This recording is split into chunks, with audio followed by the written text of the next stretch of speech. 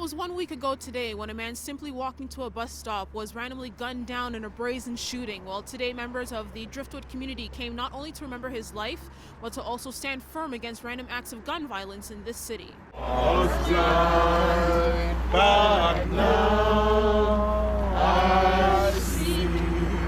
Dozens gathering for a vigil today, remembering an innocent father whose life was tragically cut short at this bus stop. Though Driftwood is no longer there,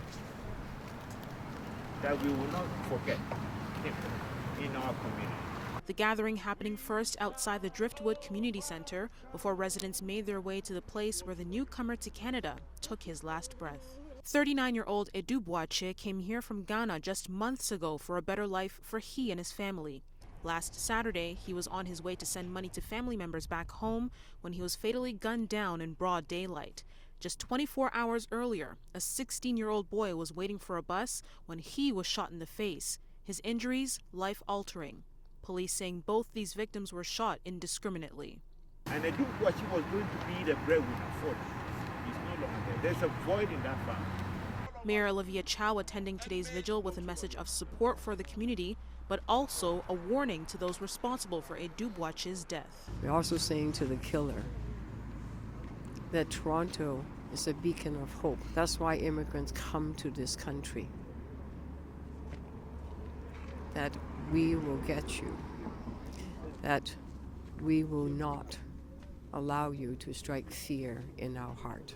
A police command post remains here for a dual purpose, community outreach, and to deter any potential acts of violence. We're here to create a footprint in the aftermath of what's a tragedy, not only for the 16-year-old young man who was shot, but also why we're here today is for Edu Boache. And we're also invested in this, in the community safety and making sure we're there for them. Area residents coming out today to support, but also to speak out, saying these random acts of gun violence do not speak to the richness and vibrancy of this community, while also calling for more youth programs as well as more police presence so that residents feel safe. We still want support, whether it's housing, education, access to capital, those who are doing their businesses over here.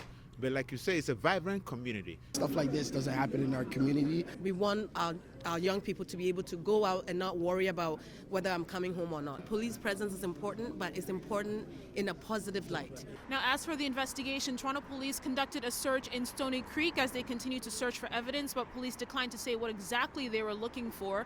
We do know that a suspect vehicle described as a stolen black Acura RDX was found in Hamilton. The suspect that is linked to these two shootings is still at large. A picture can be found on our website at toronto.citynews.ca.